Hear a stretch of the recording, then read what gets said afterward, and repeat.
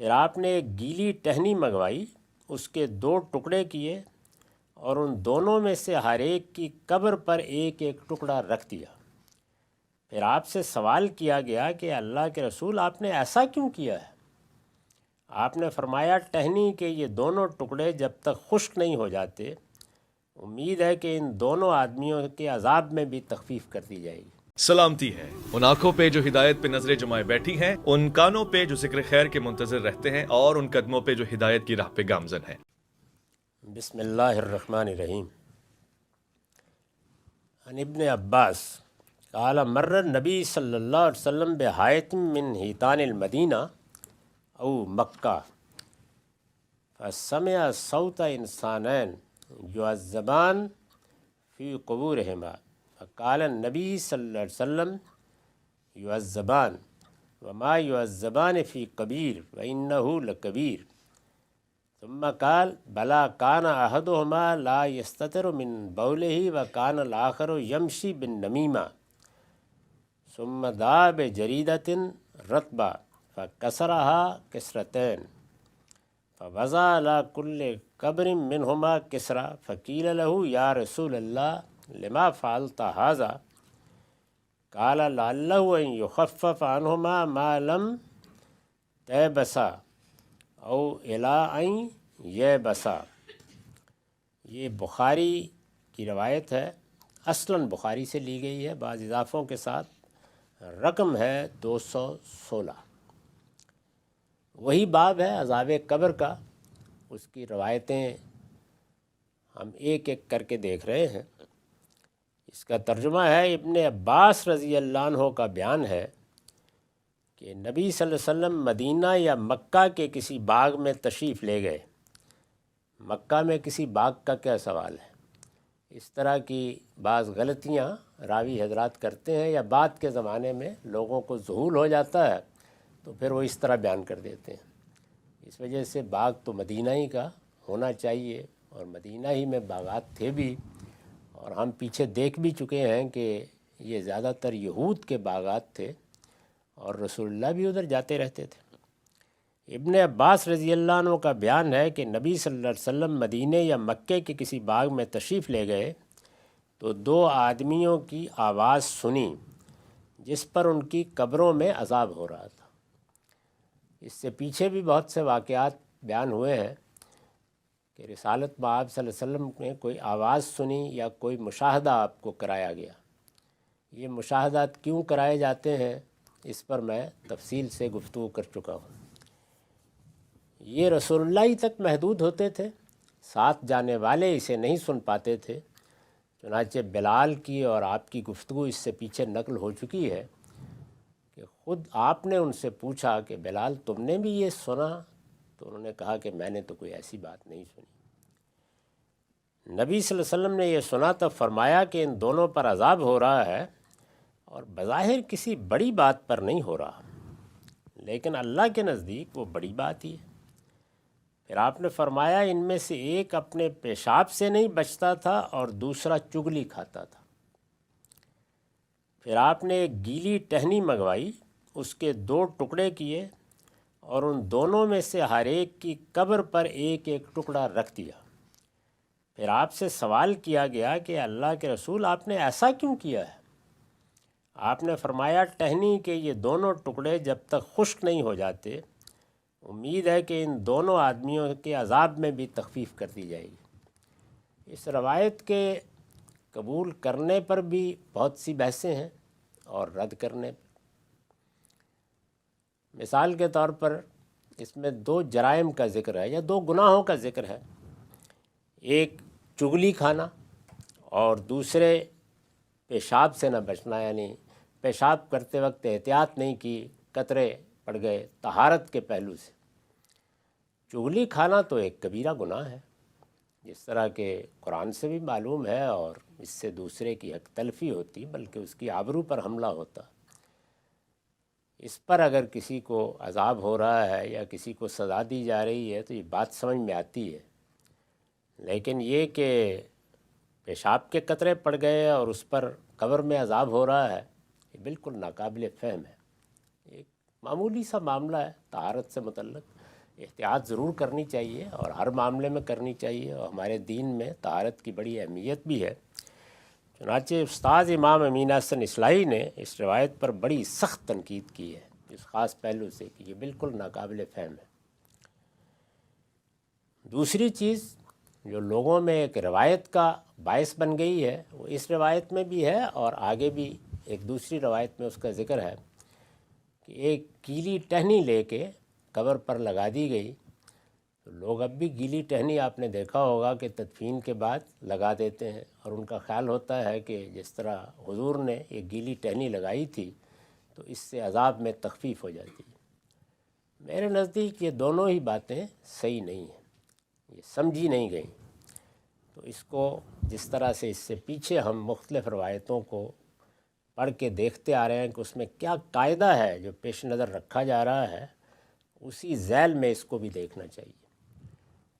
میں بتاتا آ رہا ہوں کہ اللہ تعالیٰ کا جو قانون قرآن سے اور سب روایتوں سے بھی معلوم ہوتا ہے۔ تمام روایتوں کا مطالعہ کرنے کے بعد ابھی ہم یہ غالباً 17ویں 18ویں روایت پڑھ رہے ہیں، یہ 25-26 کے قریب روایتیں ہیں، یہ سب آپ پڑھ لیں گے، سن لیں گے، بالکل واضح ہو جائے گا کہ اللہ کا قانون جزا و سزا کے معاملے میں یہی ہے کہ یہ دنیا ختم ہوگی، انسان یہاں سے رخصت ہوتا ہے۔ یہ بات تو قرآن نے واضح کر دی ہے کہ رخصت ہوتے وقت آدمی کے ساتھ فرشتے اس کی شخصیت اور اس کے اعمال کے لحاظ سے معاملہ کرتے ہیں، استقبال بھی کرتے ہیں اور بدلے بھی لیتے ہیں۔ پھر لوگوں کو صلا دیا جاتا ہے، اس کی تفصیلات پیچھے روایتوں میں بھی آ گئی ہیں، اور قرآن مجید نے مرکت کا لفظ یعنی سونے کی جگہ خوابگاہوں کا لفظ استعمال کرتے قبر کے بارے میں بتا بھی دیا ہے۔ چنانچہ یہی کہا ہے کہ جب سب لوگ اٹھیں گے تو یہ کہیں گے کہ من باسنا من مرکدنا، ہماری خوابگاہوں سے ہم کو کس نے اٹھا دیا، ہم تو سوئے ہوئے تھے۔ سلا دیے جاتے ہیں، اس کے بعد لوگ قیامت میں اٹھیں گے، وہاں حساب کتاب ہوگا، اور پھر کسی کے لیے جزا، کسی کے لیے سزا۔ قبر میں اس طرح کی کوئی چیز عمومی قانون کی حیثیت نہیں رکھتی۔ اس میں استثناء عذاب و ثواب کا اسی اصول پر ہے جس کی وضاحت ہم نے اس دنیا میں بھی کی ہے اور بار بار کر رہے ہیں کہ وہ اتمام حجت کا قانون ہے۔ یعنی اللہ تعالیٰ کے پیغمبر جن قوموں کی طرف آتے ہیں اور ان کے مخاطبین کی حیثیت سے وہ قومیں ان کی دعوت سنتی ہیں، لوگ سنتے ہیں، ان کے لیے معاملہ بالکل مختلف ہے۔ ان کے لیے دنیا ہی سے عذاب کی ابتدا ہو جاتی ہے، یعنی پہلی قسط دنیا میں آ جاتی ہے، ان کے ساتھ برزخ میں بھی عذاب کا معاملہ ہوتا ہے۔ اس کی تفصیلات ہم پیچھے روایتوں میں دیکھ چکے ہیں۔ انہی کے ساتھ وہ گفتگو بھی ہوتی ہے منکر نکیر کی کہ وہ رسول کے بارے میں پوچھتے ہیں کیا رائے ہے تمہاری ان کے بارے میں، کیا کر کے آئے ہو، اور پھر منافقین کا کیا انجام ہوتا ہے، ان کے منکرین کا، وہ دنیا میں بھی قرآن مجید بیان کرتا ہے اور برزخ میں بھی اس کو بھی قرآن نے بیان کیا ہے۔ سورہ توبہ میں اس کا درس دے چکا ہوں، اور اسی طرح آل فرعون کے بارے میں صراحت سے کہا ہے، یہ ان کے بارے میں ہے۔ یہی معاملہ دنیا کے اندر خدا کی اس منتخب قوم کے ساتھ ہو رہا ہے جس کو ہم یہود یا بنی اسرائیل کے نام سے جانتے ہیں۔ ان کے لیے بھی دنیا میں عذاب کا فیصلہ کیا گیا ہے، تو دنیا میں بھی اس میں گرفتار ہیں اور برزخ میں بھی رہیں گے، اور قیامت میں قرآن کے الفاظ میں یردون الی اشد العذاب، سخت ترین عذاب کو لوٹا دیے جائیں گے۔ تو اس لیے میں نے یہ عرض کیا ہے کہ یہ اصل میں بنی نجار کے باغ ہیں، اور پیچھے صراحت ہے، آگے بھی آ جائے گی کہ یہ یہودی کے باغ تھے، انہی کی قبریں ہیں۔ اس میں اب جو میں نے وضاحتی نوٹ لکھے اور جس میں اس دوسری تیسری بات کی وضاحت بھی ہو جائے گی، وہ سن لیجئے۔ پہلی بات میں نے یہ بتائی ہے کہ پچھلی روایتوں کی روشنی میں دیکھا جائے تو پورے اطمینان کے ساتھ کہا جا سکتا ہے کہ یہ مدینہ ہی کا کوئی باغ تھا، یعنی مکہ راوی کی غلطی ہے، اور قبریں بھی یہودی کی تھیں جن کے بارے میں عذاب کا فیصلہ ہم پیچھے بیان کر چکے ہیں۔ ان کے بارے میں دنیا میں برزخ میں عذاب خود قرآن نے بیان کر دیا ہے، وہ جاری ہے۔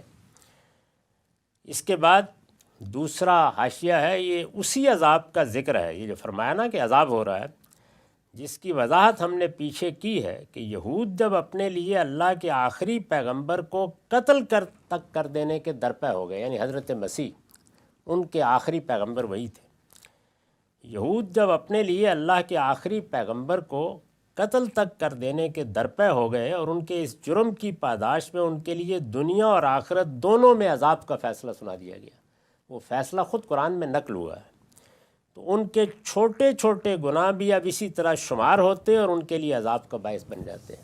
یہ خود قرآن کا، پیغمبر کا بیان کردہ قانون ہے کہ اگر کوئی بندہ مومن بڑے گناہوں سے بچتا ہے تو اس کے چھوٹے گناہ اللہ تعالیٰ اس کے صلے میں خود ہی معاف کر دیتے ہیں، توبہ بھی نہیں کی تو معاف کر دیتے ہیں۔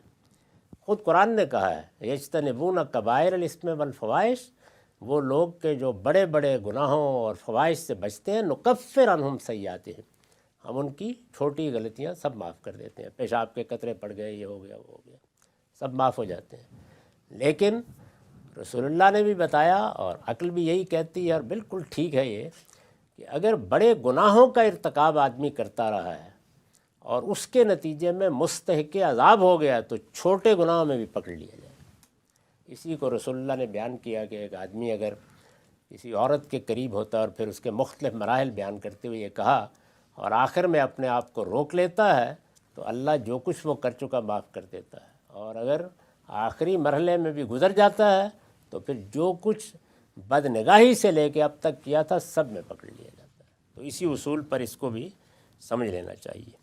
گیلی ٹہنی کے بارے میں اگلی نشست میں بات کریں گے۔ وآخر دعوانا الحمدللہ رب العالمین۔ بسم اللہ الرحمن الرحیم۔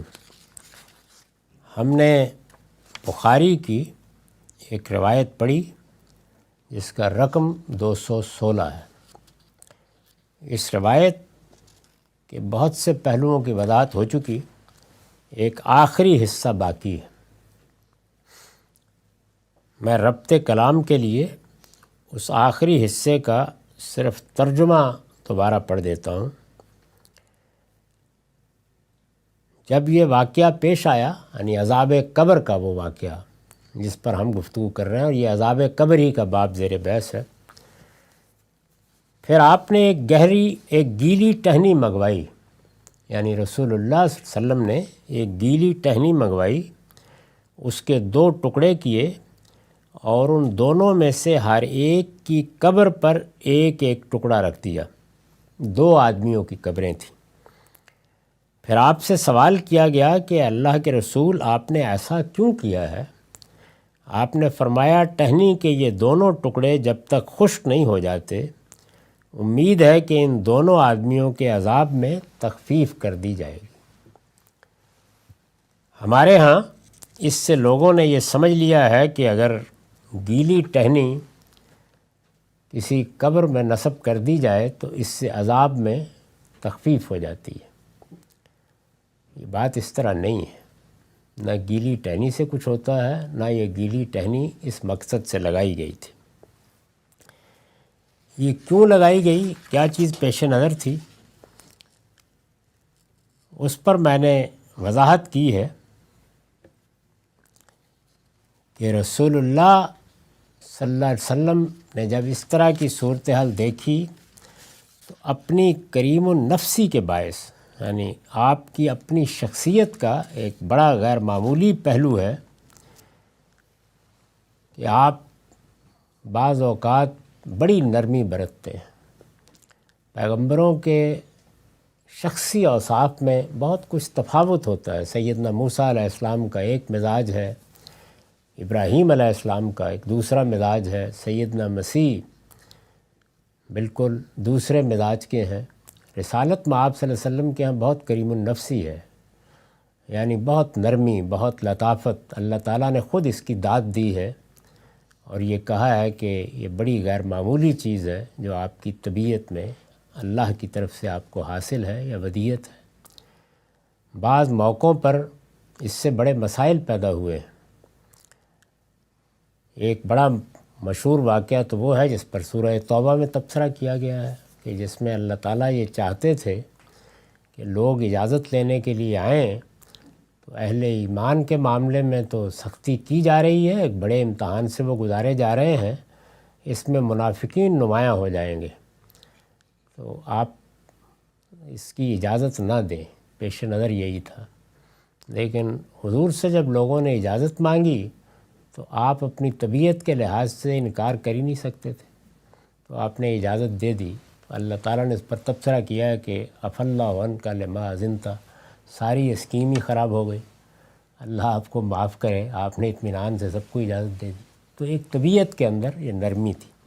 یہاں بھی جب قریب سے گزرے ہیں، میں بتا چکا ہوں کہ قبریں کن کی ہو سکتی ہیں، عذاب کی وجہ کیا تھی، وہ سب چیزیں بیان ہو چکی ہیں۔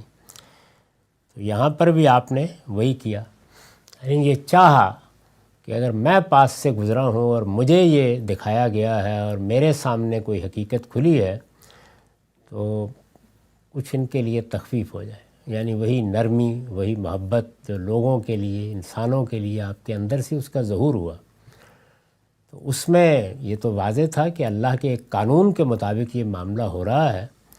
یہ تو نہیں کیا جا سکتا کہ میں اس کو بالکل ہی ختم کرنے کی درخواست کروں، تو آپ نے کچھ وقت کے لیے تخفیف کی دعا کی ہے، اور ٹہنی محض وقت کی تعین کے لیے، یعنی میں کتنی دیر کے لیے چاہتا ہوں۔ ظاہر ہے کہ وہاں گھڑی تو نہیں لگائی جا سکتی تھی نا، تو ایک ٹہنی کتنی دیر لیتی ہے خشک ہونے میں، کچھ دن تو لے ہی لیتی ہے، تو اس طرح چند دنوں کے لیے آپ نے تخفیف کی یا اس میں کمی کی دعا کی ہے۔ یہ ٹہنی کچھ نہیں کر رہی، نہ یہ عذاب میں کمی کر رہی ہے، یہ محض رسالت مآب صلی اللہ علیہ وسلم نے اپنی دعا کے بارے میں ایک وقت مقرر کیا ہے کہ پروردگار میں اتنی دیر کے لیے کم سے کم چاہتا ہوں کہ ان کے عذاب میں تخفیف ہو جائے، اس میں کمی ہو جائے۔ اس چیز کو بہت اچھی طرح سمجھ لینا چاہیے، اور کبھی یہ خیال نہیں کرنا چاہیے کہ اس طرح کے ٹوٹکوں سے اللہ تعالیٰ کے قانون پر اثر انداز ہوا جا سکتا ہے، یا اس طرح کوئی ٹہنی نصب کرنے کے نتیجے میں یا کوئی اور کام کرنے کے نتیجے میں کسی کے عذاب میں کمی آ جائے گی، یا کوئی شخص اللہ تعالیٰ کے ہاں کسی تخفیف کا مستحق ہو جائے گا۔ بالکل اس طرح کی چیزیں نہیں ہوتی۔ یہ دعا کی ہے آپ نے، اور واضح ہے، روایت میں بتایا گیا ہے کہ رسول اللہ صلی اللہ علیہ وسلم نے دعا کی ہے، اور اس میں یہ توقع ظاہر کی ہے کہ میری دعا ہے، اللہ قبول فرمائیں گے، لیکن کیا میں مستقل طور پر یہ دعا کر رہا ہوں کہ ان کا عذاب ختم کر دیا جائے؟ میں چاہتا ہوں کہ کچھ دیر کے لیے ان کے ساتھ میں یہاں سے گزرا ہوں تو نرمی کی جائے، اور اس نرمی کی مدت گویا مقرر کرنے کے لیے ایک ٹہنی نصب کر دی۔ ایک گیلی ٹہنی وقت لیتی ہے کچھ خشک ہونے میں، اتنی دیر کے لیے آپ نے دعا کی، اس سے زیادہ کوئی بات نہیں ہے۔ نہ اس کو اس لحاظ سے دیکھنا چاہیے، اور نہ ہمیں اب اس طرح کی ٹہنیاں نصب کر کے یہ خیال کرنا چاہیے کہ کسی کے عذاب میں کمی آ جائے گی۔ اس طرح کی کوئی چیز اس روایت سے نہیں نکلتی، نہ اس کا یہ مدعا ہے، نہ یہ چیز پیش نظر ہے۔